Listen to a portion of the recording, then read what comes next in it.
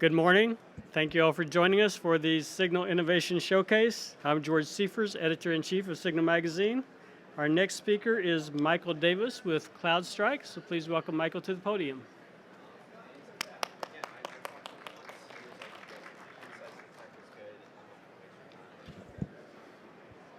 Let's see if it... I'll try and give you a bit of a mic check. I project a bit. I could probably work without the mic. I'm not used to being tied to a podium, so if I move around too much, if it's a bit too distracting, someone just throw a shoe at me. We'll be all right. Everyone, first and foremost, I think it's always important when these kinds of talks, who am I and why you should listen to me. And I think if you don't establish that, then there's just that air of questionability.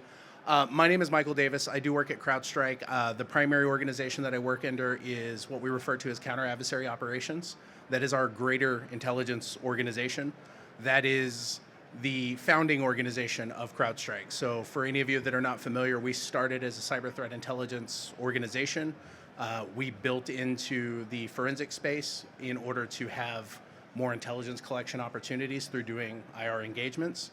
And then that continued to grow. One of our tools that we used to do real-time forensics when we were actually in the stop the bleeding phase of an incident response. There wasn't a word for it at the time. That's now been coined as endpoint detection and response, EDR. So we were one of the initial players in the EDR space. So that's kind of how CrowdStrike organically grew out of a intelligence firm into what is now like a leader in endpoint protection and things of that nature. The specific team that I work with, I'm a principal engineer primarily. I spend a lot of time interacting with different customers, but I'm also on a cross-functional team, so I work with what we call Falcon Overwatch. That is our directed threat hunting team.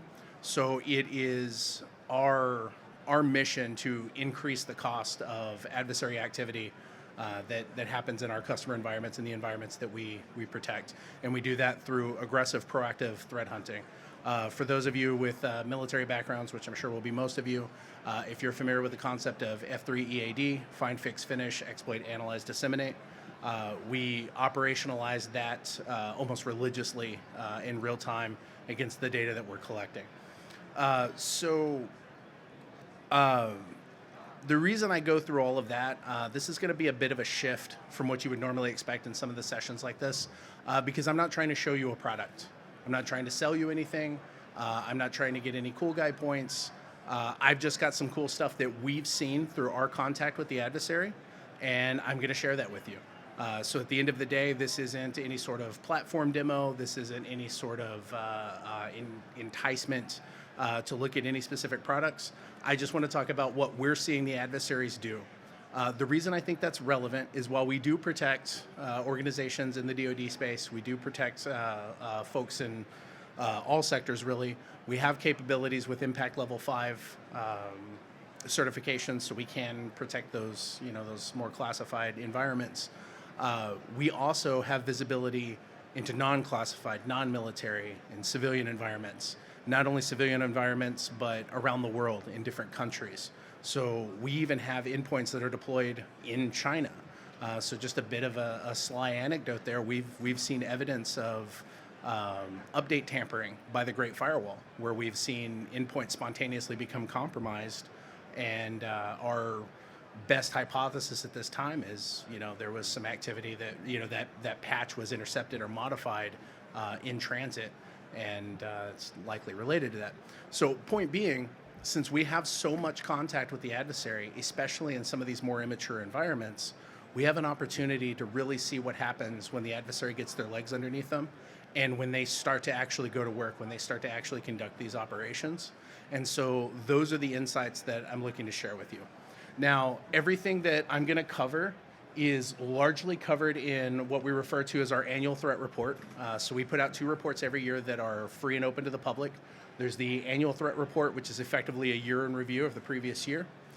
We also, in I believe August, we will produce another report called the Global Threat Hunting Report. Similar in nature, the other one is focused more on threat hunting. This is general intelligence insights. So a lot of the information that I'm presenting out today, you can go to our website, put in an email, put in a fake email if you want to, but you can go download this PDF and you can get deeper access. So if we don't have time to answer all your questions today, I'll be at the booth all day. You will have access to this material free of charge. So as an agenda, I only have about 20 minutes to spend with you today. So the items that I wanted to go through, the business of social engineering, we're going to talk a little bit about how that is spiking up, especially in the civilian world, but there's still, I think, some lessons that could be learned from what we're seeing and how that's being applied. So we'll talk about that in just a bit. And then I think what everyone really wants to hear, we're going to talk about some of the advancements and some of the strategic shifts we've seen in Chinese Nexus nation-state adversaries. And then we'll talk a little bit about how adversaries are becoming cloud conscious, how they're moving off just the traditional endpoints, and they're starting to attack backplanes. They're starting to abuse valid credentials, make changes to environments. So we'll dive into that a little bit.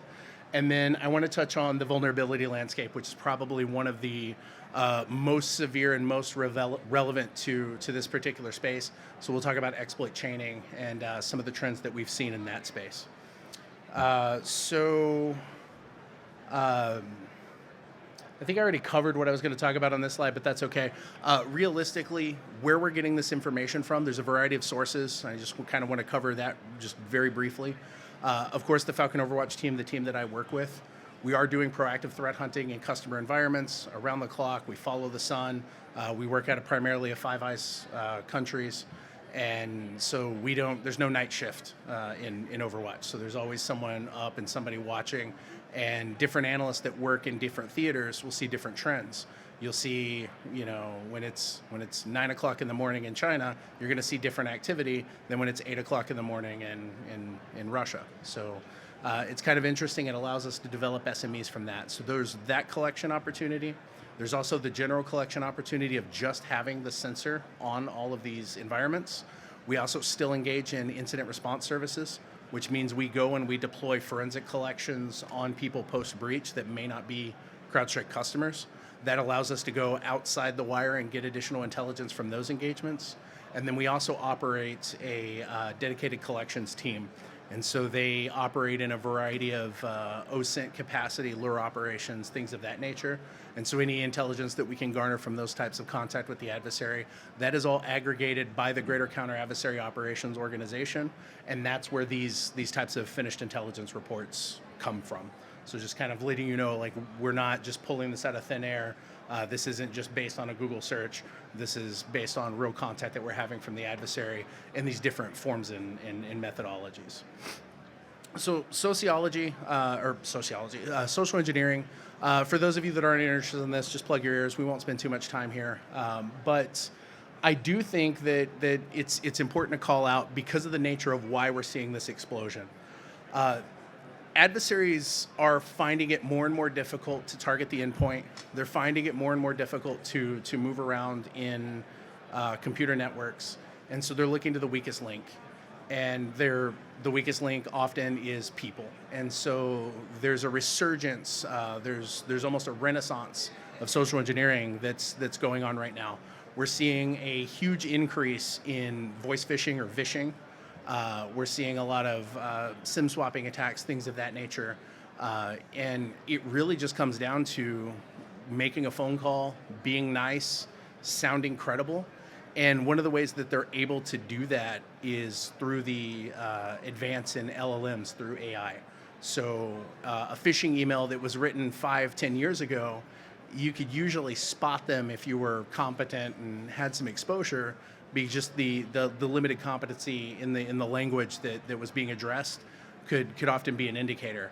Nowadays with LLMs, not only are the emails crafted and worded well, but they're able to generate graphics and other supported items that make these phishes, these vishes, and these other schemes, they make them much more convincing than we've seen in the past.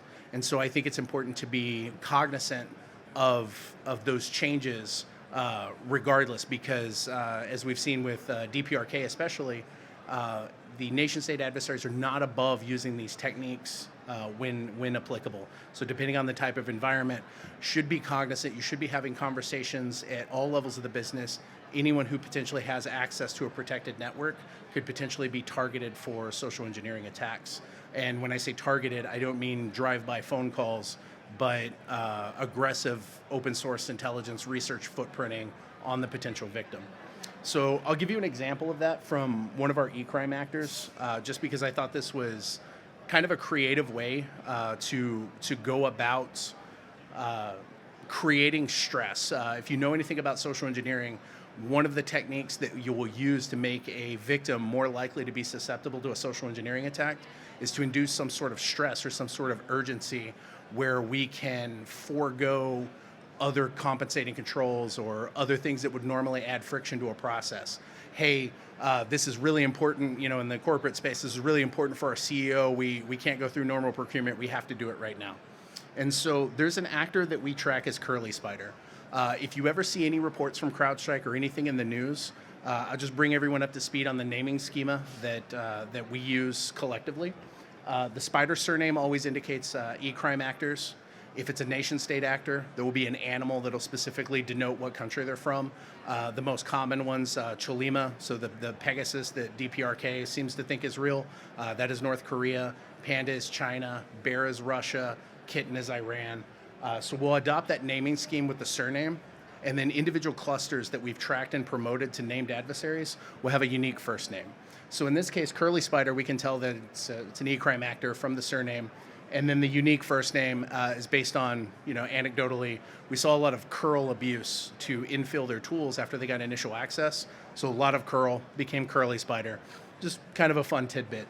But the reason I bring this up is what Curly is doing in order to create that sense of urgency or create that sense of stress is very creative.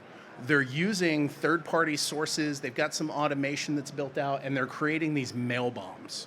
And so I'll bring this up again, what's old is new.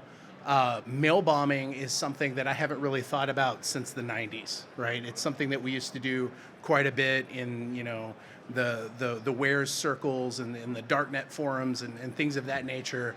And you could take down mail servers through sufficient mail bombing. Nobody really does that now because it's not, the amount of volume of data that we can process now, it's not a reliable denial of service attack. So what they're using it for is by signing you up for thousands of external mailing lists, they're evading spam filters, and they're putting a lot of pressure on the inbox, and they're potentially disrupting business operations. And so then this potentially stresses the victim out. And they've already footprinted this victim ahead of time. They knew who they are. They know where they work. They potentially know what they may have access to. And so they create this point of stress. After they create that point of stress, the vishing comes in, the phone call comes in. In a lot of the circumstances that we've observed with Curly Spider, not only does that phone call come in, the phone call comes in through Microsoft Teams. So any organization that has Microsoft Teams configured to accept inbound SIP calls from outside networks is potentially vulnerable to this being even more realistic. And so they've created this artificial sense of stress through the mail bomb, and then they begin to pose as a IT analyst, as a help desk person. And they're, hey, I have a ticket. It says here that you're having some problems with your mail filters. It's a common problem we've been seeing all week. Are you experiencing that? And they're like, yes, I'm super stressed. I have work to do. Don't worry, we can clean you up in about 5 minutes. I just need you to go to supportportal.squatteddomain.com. They do that. They download a commercial remote management tool that may be familiar, similar, or even the same process program that may be used internally in the network. And once they download that, initial access occurs. They start to establish persistence, and your normal TTPs that you would expect go from there. So in this case, the operator is moving towards a ransomware goal, and I know that's not the focus here, but the takeaway is not to think about the ransomware, but to think about the fact that in the dark web communities, in the underground, they are both influenced by and influence nation-state adversary activity. And so if you start to see effective operations and creative use of these social engineering attacks, you're likely to see them in other ways. So ensuring that you're thinking about these, being cognizant of them, and making compensated controls and making defense plans to help mitigate social engineering attacks, I think that's just something to at least be, to put a thought in. I don't think we really need to deep dive into much more of the e-crime operations. I do want to talk a little bit about generative AI because this does apply to DPRK, so North Korean nation-state actors. We have seen them create really impressive personas, sock puppets, fake identities out on the web. Not just LinkedIn profiles, but creating collaborating social media profiles or purchasing or acquiring aged profiles that have existed for several years so they look more realistic, and then using LLM to generate photographs, to generate content, to generate work history, to create these persona operations that are operating within our shores. And they're doing that by creating relay boxes, by approaching American citizens and offering them, whether they're knowingly participating or unknowingly participating, offering them, oh wow, that went fast, offering them opportunities to manage laptop farms domestically. So again, the age of LLM, we are seeing a significant increase in persona operations, especially in this case with the DPRK. China's growing cyber enterprise. I'm just going to skip directly to why is it growing? Why is it accelerating? Many of you will be familiar with the 5-year plan, the road initiatives, et cetera, et cetera. They are investing heavily into cybersecurity, just like we are as a country, except they have a bit more iron fist in how they can influence it. So they're creating university pipelines that are churning out potential eligible candidates that they can prospect and recruit as they come out. We're seeing them actually use subcontractors, using other organizations, even from other countries at times, to compromise small office, home office routers, thermostats, IoT devices, and use those to create relay boxes to improve their OPSEC, to obfuscate their targeting and their operations internally. We are currently tracking several different Chinese nation-state adversaries. They have different expertise. So this is something that I do want to call out in the sophistication that's coming from the Chinese Nexus. They are specializing. They're creating different teams in the offensive space to specialize in different network types, different intrusion types, maintaining persistence, things of that nature. And we're able to actually see that contracted support infrastructure that's been created by seeing overlaps in different ransomware families into the different groups that we track. So there's evidence to say that they have common infrastructure that they're able to lean on and that they're able to actually pull to the front. Last thing, I'm kind of speeding through this. I thought I was going slower than I was, faster than I was. We are also seeing a significant shift, even in the Chinese nation-state actors, where they're starting to focus on the backplane. If they can get access to tokens, credentials, anything where they can start to manipulate actual AWS accounts, GCP accounts. Many of those vendors are here. If they can get keys and they can get access, we're seeing them use this to exploit a gray area. We don't monitor this as aggressively as we do on the endpoint. And so we have actually observed instances where Chinese nation-state actors have used access to the backplane to use automation tools within AWS to deploy implants to actual virtual machines throughout the network. So something to be cognizant. I'll go ahead and drop us onto my final slide because I do want to leave you with some key takeaways. Realistically, be aware of securing identities. Make sure your passwords are secure. I know that sounds old-fashioned, but again, what's old is new. Make sure that you're exploring and doing drills around how you would investigate and do forensics on your cloud infrastructure. Test any monitoring that you have into that cloud infrastructure because we want to reduce any cross-domain, cross-visibility gaps that we can. Make sure, I know we had to skip over the patching, but make sure that you are consuming some sort of vulnerability intelligence. Adversaries are taking old patches or that have been fixed, and they're going and doing new research, and they're reopening old vulnerabilities. You should be aware of that. And then realistically know your adversary.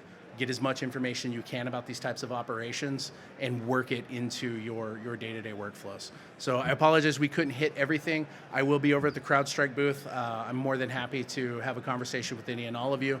I'll also be hanging out outside the area here for the next few minutes at least. So cheers all, thank you for your time.